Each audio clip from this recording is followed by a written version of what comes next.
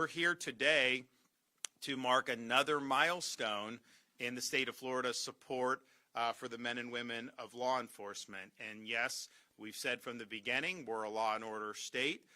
When they were doing rioting across the country, we said that ain't flying here in Florida.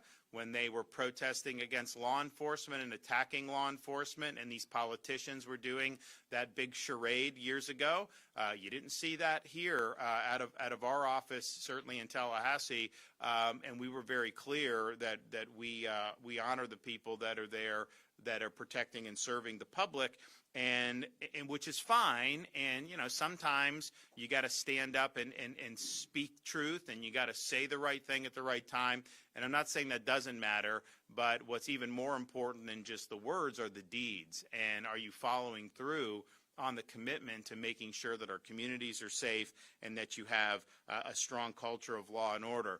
And I always say the folks that Florida's crime rate's at a 50-year low, I always say that, you know, you can't obviously do that without the folks who are actually in uniform making it happen. And, you know, we can sit there and talk all we want, but the reality is there are people that are there that deserve the credit. But at the same time, you know, you could have the best sheriff's department, you could have the best police department, you could have the best deputies, the best police officers. If you have jailbreak policies, if you have weak on crime policies, no cash bail, letting people steal $999 like California, releasing felons. If you're doing that, I don't care how good you are at your job, you're going to be overwhelmed with the bad policies. So it really goes hand in hand. You got to have strong policies at the state level, and then you got to have good people that are there implementing those policies and making sure that they're keeping their community safe. And I mean, if you look at what we've done, we not only did we not indulge the nonsense when they were doing defund police and attacking police, we did legislation banning the defunding of police. Because the way I viewed it is like, you know, we've got a big state, you know, 67 counties, all these municipalities. You know, you could have one municipality elect 3 bozos to some city council that want to do something stupid.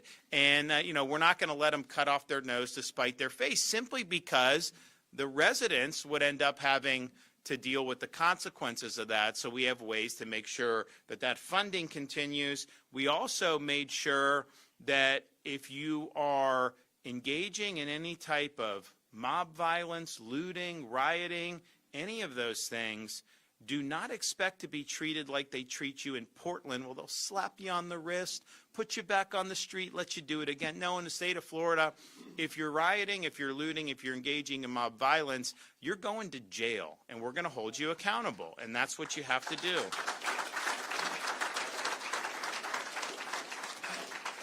We're also concerned with harassing law enforcement as well as first responders that are in the middle of doing their jobs, especially when they're responding to a scene, if somebody is in distress. And so we made sure that we had the appropriate response to that type of harassment. You know, unfortunately, with some of the rhetoric you've seen over the years, and quite frankly, media amplifying that, they've put a target on the back of law enforcement in many parts of this country. I don't think it's been successful here because we've responded in kind, but the reality is, you know, we have to be on guard about that. And even like intentionally exposing law enforcement to things like fentanyl.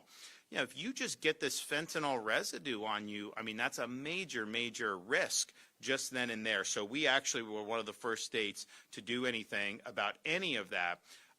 We were able to, in the most recent budget, get major pay increases for our state law enforcement officers, particularly our highway patrol, as well as the Florida Department of Law Enforcement, and that's increase in base pay and a 15% increase for veteran LEOs. And that's meaningful, especially when you have a period in this country. I mean, I just think back 5 or 6 years ago how much things cost versus now how much things cost. I mean, the reality is it's just tougher to do that. I mean, I'm taking my kids. I've got 3 kids in elementary school, taking them through drive-through.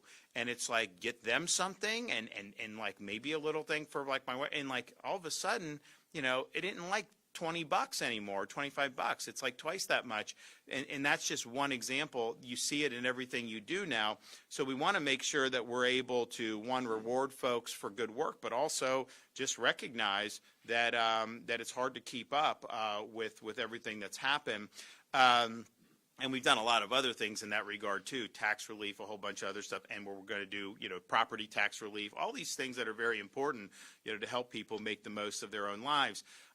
One of the things that we wanted to do, though, is make sure that in Florida people understood that if you choose the vocation of law enforcement, that is something that's a noble calling. It's something that we want to make sure that you will have support if you do that. And some of this stuff is just, we now have these exchanges with schools where kids will be able to meet people in the local sheriff's department. You go to a place like Tampa, some of these neighborhoods, they're told to not like law enforcement, they're told bad things.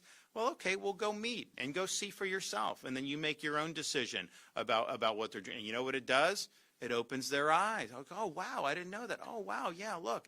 And so just even doing that, I think, has been really good. But we also wanted to make sure that we had law enforcement academy scholarship program because, we have bright futures for higher education, which is great.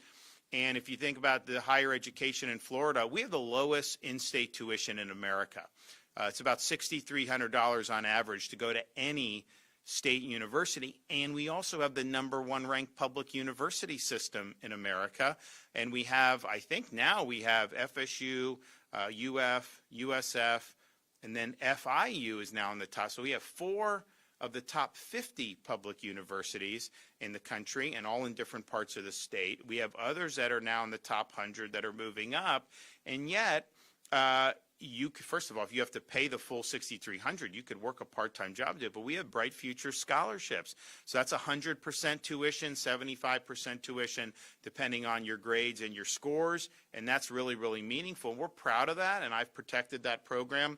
But we also have been stressing, doing university's fine, but there's other ways you can do good vocational education things. And here with the academy, we think is important. So these scholarships cover tuition fees and up to $1,000 of eligible education expenses for trainees enrolled in a basic recruitment training program for officers. And so we're making it attractive for people to do that. And when you go into the academy and you come out, if you're new to law enforcement, you are eligible for this bonus program that we started back in 2022. Because what we saw going on in the rest of the country, I mean, I kind of tell this is like, there's data and anecdotes, and they're not the same.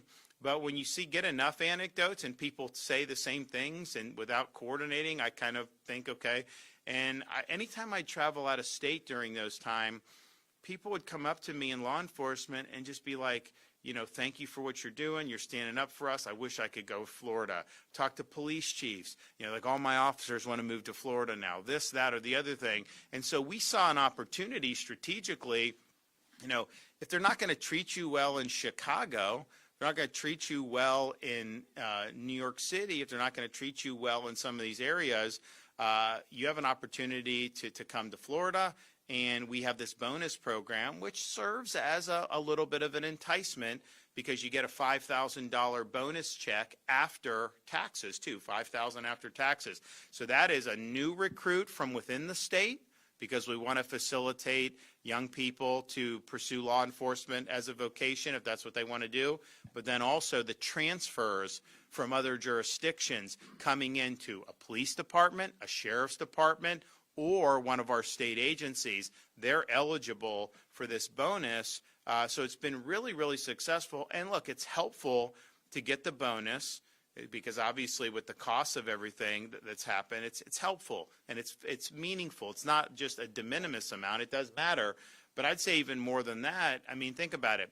You're maybe in one of these jurisdictions, politicians attack you, you don't get support from the community, and then you come to Florida, and what's the first thing you do?